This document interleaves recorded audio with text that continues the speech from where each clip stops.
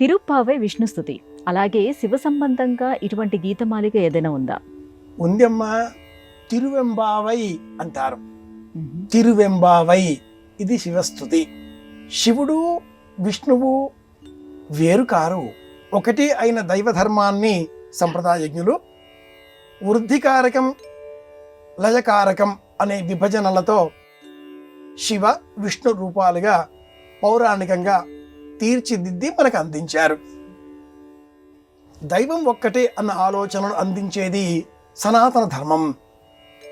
ఒక్కటి అయిన ఆ దైవాన్ని పగలు రాత్రి అన్న పేరిట మనం చూచినప్పుడు పగటి కాలానికి వృద్ధి పెంపొందింపజేసేటటువంటి లక్షణం ఉంటుంది. వృద్ధికారకుడు విష్ణువు. రాత్రి కాలానికి లయం లీనం చేసే లక్షణం కలిగి ఉన్న కారణం చేత ఈ రాత్రి కాలానికి శివుడు ఆధిపత్యం కలిగి ఉంటాడు. ఇంతే విషయం. అచ్చంగా మనకు పగటి కాలమే ఉంటే, అంటే రాత్రి అనేది లేకపోతే శరీరం నశిస్తుంది.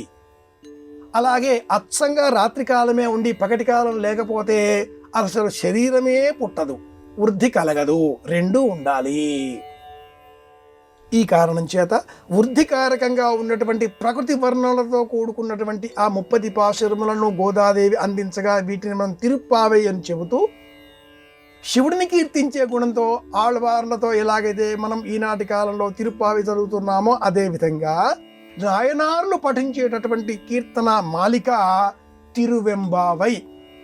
సుప్రసిద్ధ అరుణాచలాది దివ్యమైనటువంటి శైవ క్షేత్రాలలో శ్రీశైలాదులలో తిరువెంబావై ఈ పాశురాలను పరమేశ్వరుడికి ప్రీతికరంగా ప్రతిరోజు కూడా పారాయణం చేస్తూ ఉంటారు.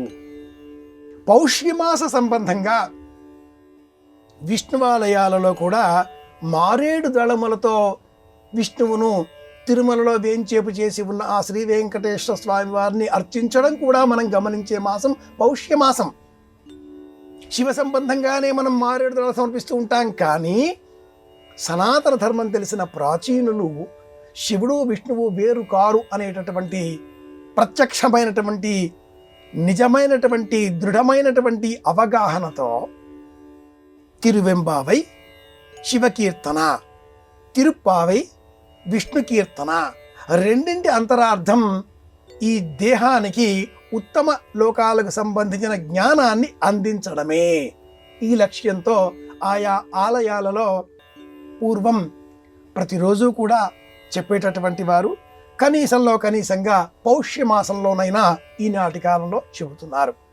అయితే తెలుగువారికి సంబంధించి మన ఆలయాలలో మనకు చెందినటువంటి సంస్కృత భాషలో ఉన్నటువంటి అనేకములైన అపారములైన అపూర్వములైనటువంటి స్తోత్ర సంచయంతో ఉండగా తెలుగు కవులు కూడా అనేకములైన పద్యములు, స్తోత్రములు, దండకములు, ఉదాహరణములు ఎన్నింటినో ప్రక్రియల రూపంలో అందించి ఉండగా ఇవన్నీ కాకుండా తమిళ సంప్రదాయానికి సంబంధించినటువంటి, మరాఠీ సంప్రదాయానికి సంబంధించినటువంటి లేదా కన్నడ సంప్రదాయకులు అందించినటువంటి కీర్తనలు, పాశురములు, స్తోత్రములు, దండకములు ఇవెందుకు చెబుతున్నారు ఈ మధ్యకాలంలో అనే ఆవేదన కొంత బలీయంగా మనకు తెలియవస్తుంది.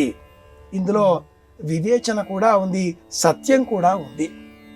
మనవి అయినటువంటి సంస్కృత భాషలో లభించే వందలాది వేలాది స్తోత్రములు ఉండగా, జగద్గురువులు ఆదిశంకరులు అందించిన స్తోత్ర సంచయం ఉండగా, ఇవి కాకుండా తిరుప్పావై తిరువెంబావై ఎందుకు ఇలా అన్వేషణ చేస్తున్నారు అనే ప్రశ్న కూడా ఉంది.